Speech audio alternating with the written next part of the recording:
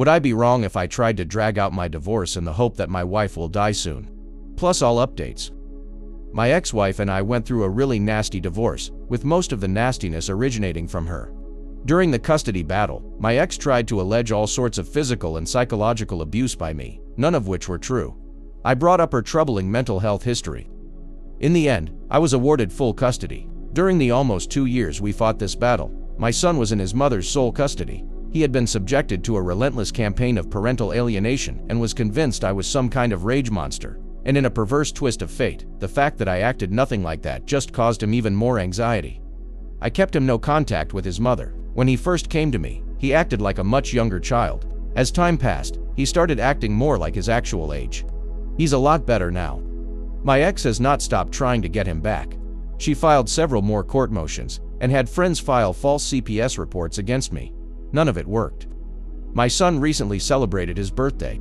My ex dropped off a bunch of presents at our doorstep for him. I sent her a short email thanking her for the presents and asking if she wanted to have a video chat with our son. This would represent her first contact with him since I was awarded custody. Her email response was pure vitriol. I had neither the emotional maturity nor parental experience to even attempt to understand what our son was feeling.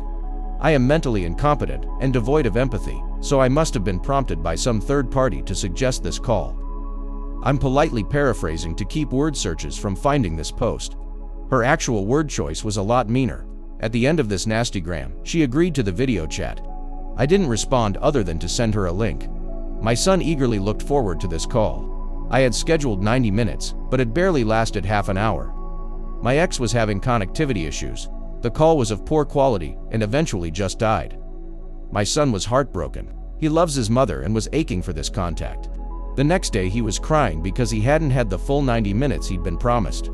I am refusing to reschedule the call. Not only because of her response, but also because after the call, my son reverted to the almost infantile mode of speaking he'd been using when I first got sole custody. He was back to his usual way of speaking the next day, but in my judgment, contact with his mother is damaging his mental health.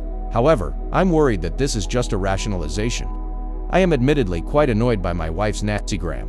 I'm afraid I'm letting my own personal anger cause my son hurt in dismay because he didn't get all the time he was promised with his mother on his birthday. Aida for not rescheduling a birthday video chat between my ex and our son because of the nasty way she responded to the original invitation. Edit: yes, my son is in therapy and has been since I got custody. Update: 10 months later. I've been going through a high-conflict divorce for the past 2.5 years. My wife has done everything possible to drag this out as long as she can in an effort to drain my resources. And to be honest, because of her overall declining mental health, if she can't have everything completely her own way, she'd rather burn everything to the ground. For example, at the beginning of the divorce, I offered 50/50 custody of our son while we worked through the divorce. She wanted 100%, with me only having supervised monthly visits. It took a few months of court-ordered psychological evaluations and an investigation by CPS before I was awarded temporary full custody. She could have had 50%. Because she fought against that reasonable accommodation, she ended up with nothing. Over the past 30 months, all our settlement offers have been rejected, and our efforts to move the case forward have been stymied. My wife knows how to use the system to slow things down. Last week, her attorney contacted my attorney about our upcoming divorce trial. Her lawyer indicated that my wife can't attend the trial because she is in a hospice program. I don't know enough about her condition to judge her longevity. We're trying to get that information. But generally speaking, people don't get checked into a hospice unless they have 6 months or less to live. Now suddenly, my wife is brushing aside issues she insisted were barriers and wants to proceed with resolving the divorce. But, pragmatically speaking, it would be in my best interest to start slowing things down.